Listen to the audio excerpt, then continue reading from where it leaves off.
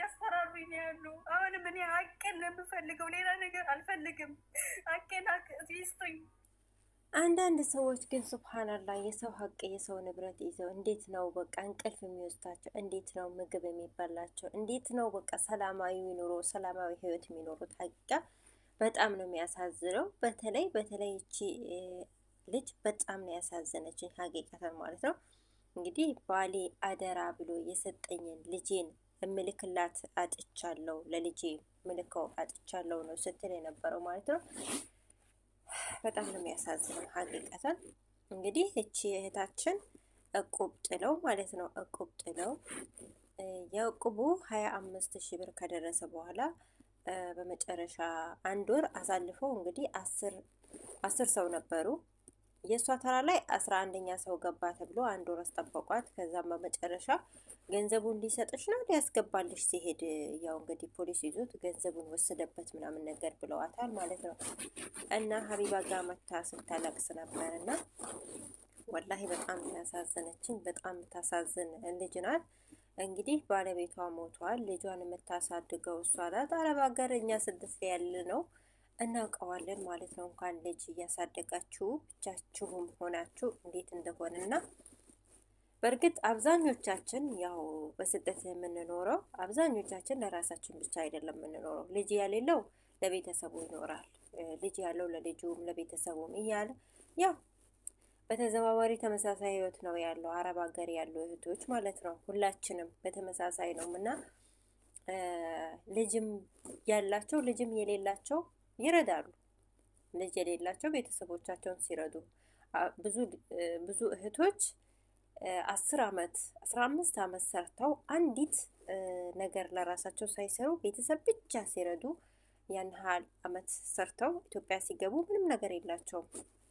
ያኔ ግን የረዳችሁት ወገን የረዳችሁት ቤተሰቡ እንኳን የረዳችሁትን ሁሉ ረስቶ ምንም እንዳልሰራችሁለት ነው የሚሆነው እና በጣም ነው የሚያሳዝነው ሀቂቃ በጣም እና እቺ እህታችን እንግዲህ 25 ሺህ ብሯን ይዘው እንደዚህ እያለቀሰች እንትን አይሏትም ማለት ነው። ምንም አልመሰላቸውም ሀቂቃ እና በጣም ነው የሚያሳዝነው። በጣም የገረመኝ ነገር ኡምራ እያደረጉ ነበር አለች ማለት ነው። አስባችሁታል? ሱብሃንአላህ እቺ እህታችን ባሏ ሞቶባት የቲም ልጅ እያሳደገች እንደዚህ እያለቀሰች እነሱ ኡምራ ያደርጋሉ። አሁን ይሄ ኡምራ ምን ይሉታል? ሱብሃንአላህ በጣም ነው የሚያሳዝነው ወላሂ። አንዳንድ ሰዎች እንዴት ነው በቃ የሆነ በቃ የሰው እንባ የማይፈሩት? እንዴት ነው በተለይ የምስኪኖች አረብ ሀገር ያሉ እህቶች ወላሂ ያላወቀው እንግዲህ እሺ ይባል እነሱ እንግዲህ ስደት ላይ ነው ያሉት ያውቁታል የአረብ ሀገር ህይወት እንዴት እንደሆነ የሰው ቤት ስንሰራ እንዴት ሆነን እንደምንሰራ እነሱ ያውቁታል። እዚሁ ሳውዲ አረቢያ ነው ያሉት እያወቁ ያንን ሁሉ ችግር እያወቁ እንዴት በሷ ላይ እንደዚህ ይጨክናሉና በጣም ነው የሚያሳዝነው ወላሂ። እንዴት እንደተጨካከንን በጣም በጣም ያሳዝናል ሀቂቃ። ስቅስቅ ብላ ስታለቅስ ወላሂ በጣም ነው ያሳዘነችኝ። አንጀቴን የበላችኝ እህታችን አላህ ሱብሃነሁ ወተዓላ ሐቋን ያውጣላት፣ አላህ ሐቋን ያውጣላት። እንግዲህ 5 ሺህ ብሩን እንሰጣለንም እያሉ ነው ማለት የለንም ያኔ ቀስ ቀስ አድርገው ሊሰጧት ማለት ነው። በሀቢባ ትግል 5 ሺህ ብሩን አስገቡ ቀድማችሁ ብላችሁ እነሱ የለኝም ብለው እየተከራከሩ ነበር። ልጅቷ የለንም ብላ እየተከራከረች ነበረ። ቀስ ብለን እንሰጣታለን ብላ ማለት ነው። ልጅቷ ደግሞ ገንዘቡን ትፈልጋለች፣ ብር ትፈልጋለች፣ የላትም። አረ ወላሂ ሱብሃንአላህ በራሳችሁ ገንዘብ በቃ ትልቅ ችግር ውስጥ ገንዘቤ ጥላት አፈራብኝ የሚባለው ይሄ ነው እና በራሳችሁ በገዛ ገንዘባችሁ ይሄ ሁሉ ችግር ይሄ ሁሉ እንትን ሀተታ ውስጥ ትገባላችሁ ማለት ነው። አሁን በገዛ ገንዘቧ ነው ይሄን የደም እንባ የምታለቅሰው እና በጣም ነው የሚያሳዝነው ወላሂ ሀቂቃ። ከዚህ ሁላችንም ልንማር ይገባል።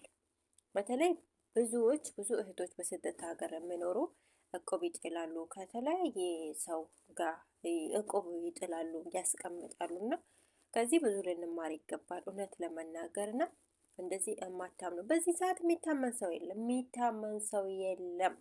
ሰው በቃ በዚህ ሰዓት እውነት ከፍቷል፣ ጊዜው ከፍቷል። በሀገር ውጭም ያለው ሰው አስቸጋሪ ነው እና ሰው ማመን ቀብሮ ነው። እና ይህን ያህል በርከት ያለ ገንዘብ አታስቀምጡ በሰው ላይ ማለት ነው። እና በጣም አስቸጋሪ ነው ሀቂቀተን። እቁብም የምትጥሉ ከሆነ በጣም ታማኝ ከሆኑ ሰዎች ካልሆነ እንደዚህ አትጣሉ እንዴ። ቢቀርስ ባይጣልስ እቁቡ ማለት ነው። እቁብ የሚጣለው እንግዲህ ገንዘብ ይጠራቀምልኛል ሲባል ይመስለኛል። ገንዘብ እንዲጠራቀምልን እና ጠርቀም ብሎ ለሆነ ነገር ልናውለው ነው አይደል?